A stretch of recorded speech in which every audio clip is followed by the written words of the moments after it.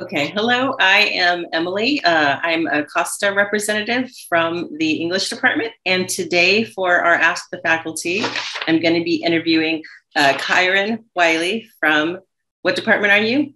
I am with Consumer Family Studies. Consumer Family Studies. All right.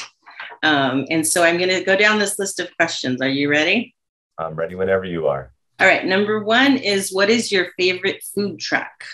My favorite food truck. I like them all. I'm really not too picky. I like our community. So maybe Quesadilla Gorilla right now. Oh, good. There's one in Fresno too. That's good. Yeah, absolutely. Yeah. And what is the main reason that you chose teaching? My father is a lifelong educator, and I thought it would be a great opportunity to help those pursuing culinary arts in our community. Thank you. And what courses do you teach? I teach all the culinary arts classes, food safety and sanitation, and cultural foods. And what would you say would be your proudest non-teaching moment? I'm an only child, so being a father of two is probably, and a third on the way, is probably my proudest moment. And what is something that most people don't know about you or don't know about your past? When I was younger, probably in my early teens, I used to play semi-professional paintball.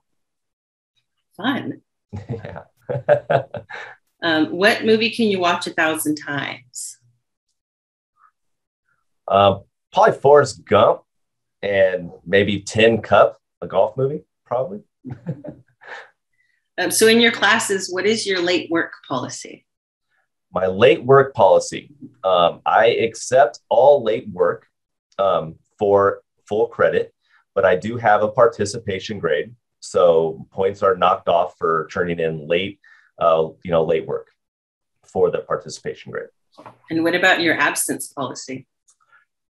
Coming from the culinary arts industry, I'm a big communication guy. So I know students have challenges. I know life happens to a lot of us. But if I don't hear from you, I'm just going to assume you don't want to be here. But if you communicate with me, I am pretty flexible, I would say.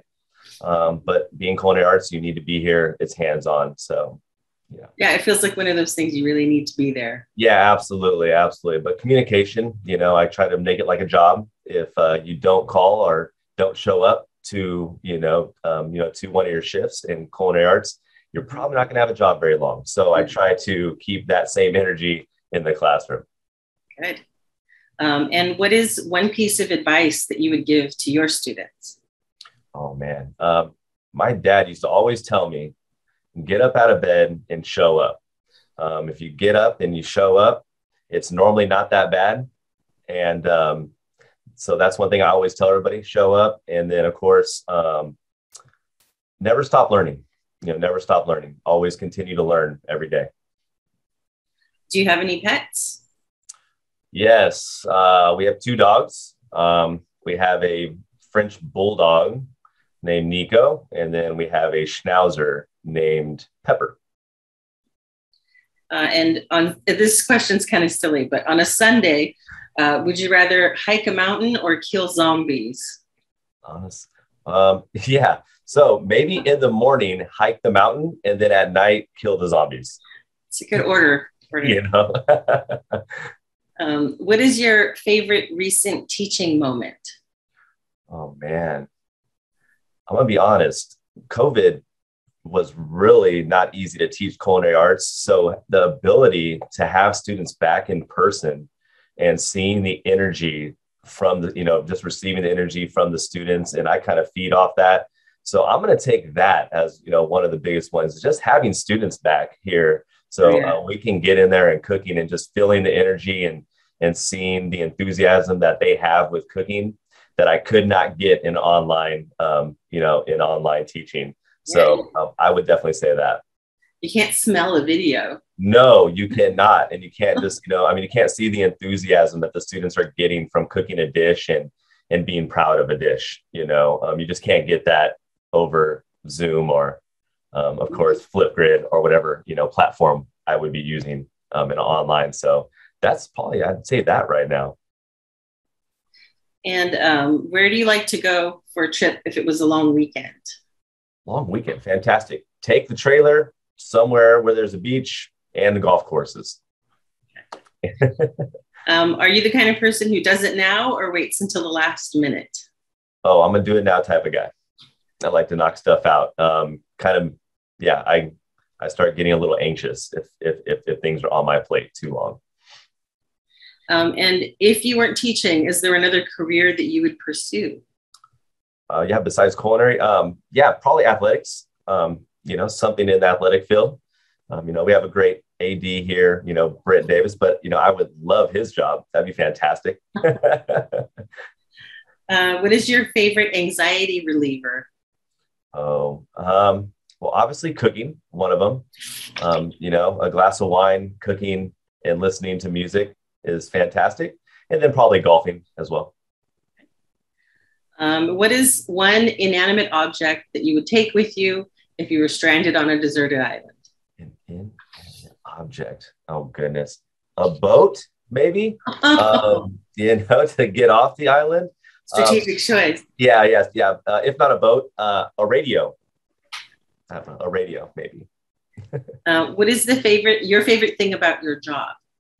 Oh man, just seeing this, just the enthusiasm that the students have, for making good food, and of course, I like learning about the students.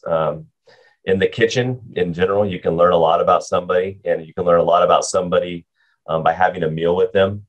So I think just sharing, those moments with the students and learning more about them and being able to watch them grow in the kitchen is fantastic.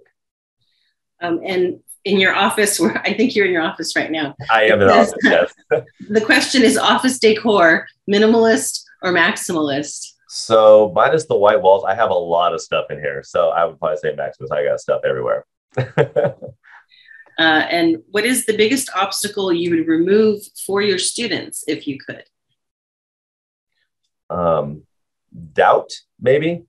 I try to let them know that they can do it and to have confidence in themselves. I think a lot of students here have this doubt in their mind that, that they can't be successful. And I would love to remove that obstacle from them. Okay, last question. Sure. What is the best thing about being a Costa union member? Oh, man. I have working in culinary arts and industry. I've never been a part of a union. So it is fantastic. The support we get, the camaraderie, obviously being a part of it and being a part of something bigger than us, I think is fantastic. And of course, just protecting each other and looking out for one another, I think, it's just so beneficial, and I really enjoy it and I love it. So. Thank you. And is there anything else that's going on in your program that you want to tell us about? Yeah, well, when I got here, there was only 3 culinary classes. This is my 5th year. So I was able to, with the, of course, help of Millie Owens, who I owe a lot to, because she has helped me, and she's an amazing woman and amazing instructor, professor here. But with her help, of course, and a few others, able to rewrite the program. So we now offer upwards of 7 classes in like a cohort, prerequisite manner, so students can continue to grow onto their culinary arts. We've gone from 1 culinary major just a couple of years ago to now we have about 15. So we're growing the program. Obviously, COVID did not help that too much. It started exactly when COVID happened. So just watching the program grow, that's something that we're really trying to do. Trying to get students jobs is a big one, trying to get their foot in the door and, giving them the confidence that when they get their foot in the door, that they can do it and they can continue to excel at what they do and continue to grow. So that's great to hear. Oh, thank you for interviewing with us today. No problem. It's my pleasure, Emily. Thank you. And go Giants. Yes.